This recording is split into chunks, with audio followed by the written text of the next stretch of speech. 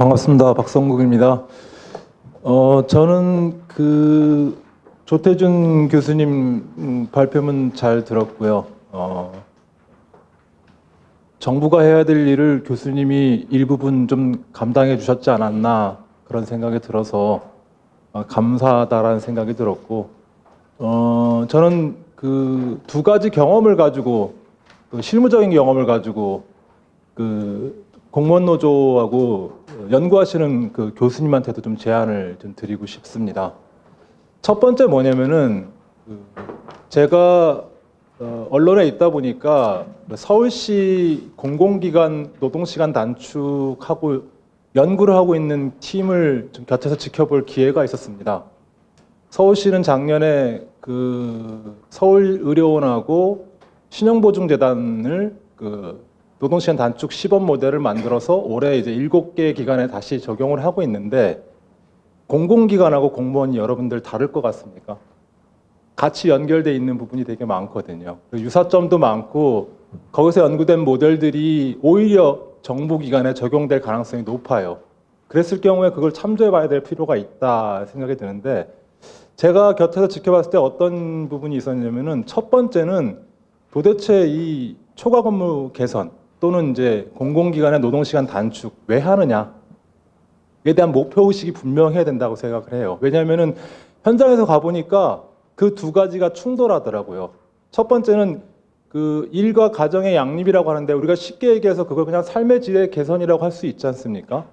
그리고 정부는 또는 지자체 정부는 일자리 창출에 더 방점을 둘 수 있지 않습니까? 이 두 가지가 현장에서는 충돌한다라는 거죠. 일과 가정의 양립 또는 삶의 질의 개선은 일자리 창출과 충돌한다. 왜? 초과근무나 연장 근로를 축소할 경우에는 추가 인원을 투입하는 건 필수입니다. 이걸 배제하고 나서 초과근무를 개선하겠다고 생각하시는 분들은 현장을 잘 모르시는 분들이 하시는 얘기인 거고요. 사실상 작년 서울시 모델도 연장 근로를 줄이고 나서 추가 인원을 투입했는데, 남는 문제가 뭐였냐면은 임금 보전이죠. 줄인 노동시간을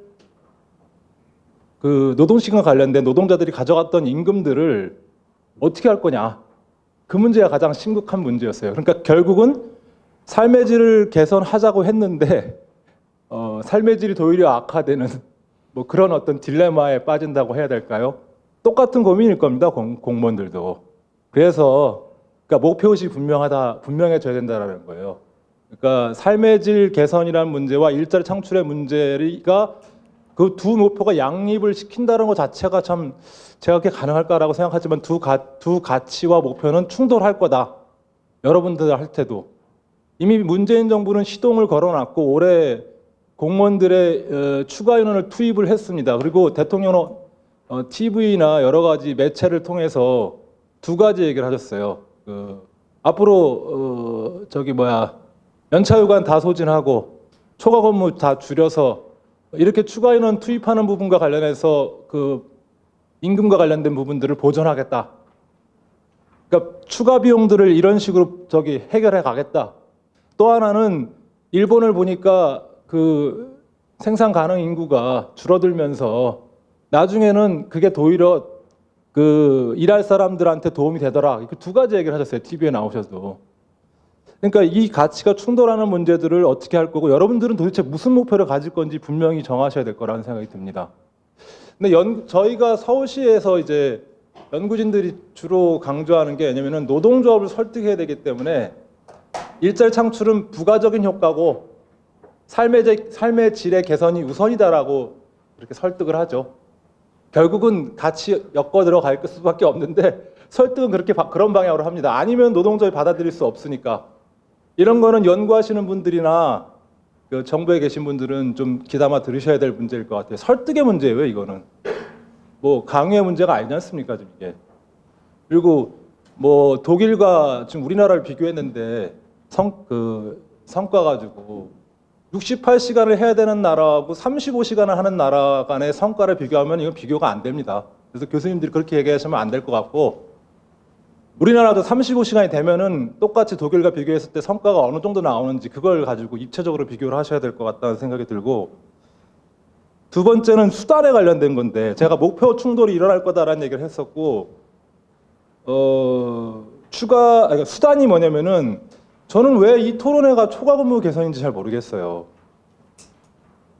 왜냐면은 그 서울시 같은 경우도 두 가지 수단을 동원하는데 초과 근무를 그러니까 연장 근로를 축소하고 연차 소진을 해요.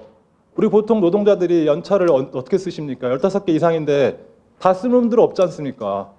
절반은 돈으로 받아가신단 말입니다. 생활급으로. 근데 왜 연차 휴가 소진은 이 안에 안 들어가냐 이거죠, 내 말은. 왜냐면 노동시간 단축은 그 서울시 모델에도 보면은 연장근로 축소와 그 연차 휴가 소진이 같이 플러스되고 거기다가 유연근무제가 병행되는 식으로 가거든요. 총체적으로 간다는 얘기죠. 그렇게 안 하면은 노동시간 단축이 안 됩니다. 근데 어떻게 초과 근무 개선만 가지고 하겠다는 얘기를 하고, 그럼 이 전제는 연차 근무는 100% 다 소진하겠다라고 그렇게 하시는 겁니까? 대통령이 연차 근로 100% 소진하시겠다고 하는데 그렇게 다 따라오실 수 있어요?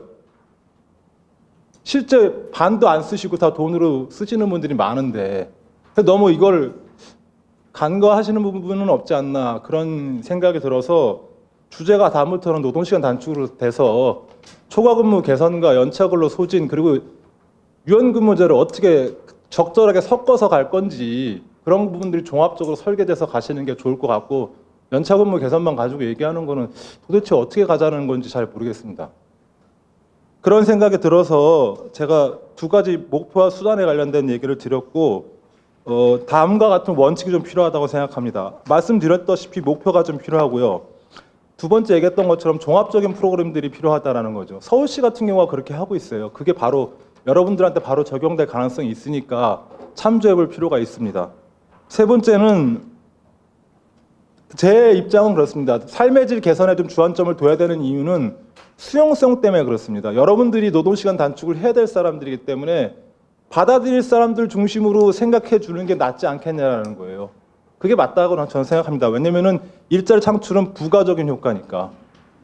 네 번째는 이 하위직 공무원 임금 축소 문제는 이 생활급과 관련돼 있기 때문에 쉽게 생각하는 문제가 돼서는 안 된다라는 생각이 들어서 노동시간 단축과 그 하위직 공무원들의 임금체 개편을 병행하는 방식으로 고민하지 않으면은 해결이 안 될 겁니다. 초과 근무 개선 가지고만 되겠어요? 임금체 자체를 지금 성과급도 없애고 직무급 방향으로 설계해 가겠다고 정부가 발표한 상태입니다.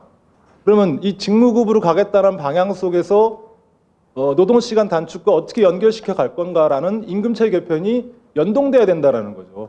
그게 안 되면은 초과 근무 개선 그 자체를 가지고 뭔가 해결하려고 하는 건 방향이 좀 잘못되다고 저는 생각하거든요. 다섯 번째는 이게 이런 식의 어떤 노동시간 단축은 정부 주도적 방식이 아니라 사회적 대화로 이루어져야 된다라는 생각이 들어요. 지금 공무원 노조가 한 10년째 거의 단체 교섭을 못하고 있는 상황인데 노동조합 같은 경우는 이 문제를 그 단체 교섭을 할 수 있는 그 계기 또는 고리를 잡고 이야기를 해야 될 필요가 있다. 왜? 여러분들이 수용하지 않으면 노동시간 단축은 추진할 수가 없으니까요. 그런 관점으로 접근하셔야 될 거라고 보고 몇 가지 교수님 발제문과 관련해서 말씀 좀 드릴게요. 이것도 경험인데 제가 공무원 노조 교육을 많이 다니다 보니까 혼날 때가 있어요. 현장을 잘 모르니까. 저도 언론사에 있다 보니까 거기 계신 이제 공무원분들한테 많이 혼나는데 특히 이제 인사혁신처에 이제 아까 노사연구의 조사 결과를 가지고 얘기했더니 많이 혼났습니다. 왜냐면은 우리나라 공무원들이 하루에 연장 근로를 초과 근무를 한 3시간 합니다라고 얘기했거든요. 그랬더니 아닙니다라고 하면서 많이 혼내시더라고요. 현장을 모른다고. 이게 이런 얘기가 뭐냐면은 어떤 공무원들은 한 5, 6시간, 뭐 7, 8시간 하시는 분도 있대요. 뭐 이게 말이 되나라는 생각까지 됐었는데 뭐냐면은 교수님 같은 경우는 그 수당을 지급받는 공식 노동 시간만 측정을 하신 거예요. 설문조사를 할 때. 근데 이 얘기는 뭐냐면 수당을 받지 않은 비공식 노동 시간, 현장에서 얘기하면 실노동 시간이라고 얘기를 하거든요. 그러니까 실노동 시간과 수당을 받는 시간을 따로 묻는 방식으로 얘기하지 않으면은 전체적으로 도대체 공무원들이 어떻게 일하는지 잘 모른다라는 겁니다. 그래서 설문을 설계할 때 이게 워낙 사실 서울시 연구 방법은 뭐냐면은 공무원들도 다 카드 찍지 않습니까? 카드 기록을 내놓으라고 해서 거기서 실노동 시간을 파악해야 되는 부분도 있거든요. 근데 그것도 파악이 안 돼서 직접 물어보는 방식도 병행을 해요. 그럼 당연히 이제 우리 익산 인사혁신처의 과장님도 오셨는데 카드 찍고 다 다니시는 분들이 있고 그걸 공식 근로 시간도 빼내고 사람들한테 설문조사를 해서 실노동 시간을 파악하고 그 다음에 이제 수당으로 지급받는 거는 돈으로 지급하기 때문에 정확하게 자료가 나와요. 그러니까 어떻게 되는 겁니까? 실노동 시간부터 줄이고 공식 노동 시간을 줄여가는 방식으로 갈 수밖에 없는 거예요. 결국 다 그렇게 설계가 되거든요. 그래서 설문을 좀 앞으로는 그렇게 가는 게 좋겠다 생각이 들고 초과 근무 이유 관련해서 아까 우리 박종환 교수님도 좀 일정 부분 얘기를 하셨던 것 같은데 조태준 교수님 같은 경우는 여러 가지 이유를 제기했지만 우리나라 공무원들이 초과 근무를 가장 많이 하는 시점이 있어요. 국정감사 때문에 많이 하지 않습니까? 뭐 아까 이제 국정과제 가지고 얘기했지만 국정과제보다는 국정감사 때 제일 많이 해요.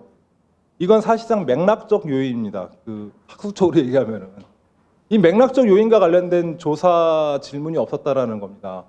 왜냐하면 구조적으로 시간이 많다라는 얘기도 있지만 문화적으로 우리나라 공무원 문화가 국회의원, 공무원, 공공기관까지 이게 하나의 사슬 구조로 돼 있어가지고 그런 기관에만 엄청나게 초과 근무를 많이 한다라는 거죠. 그래서 구조적으로 시간을 줄인다 하더라도 이 맥락적이라던가 이 문화적인 요인들을 줄이지 않으면은 안 된다라는 거예요.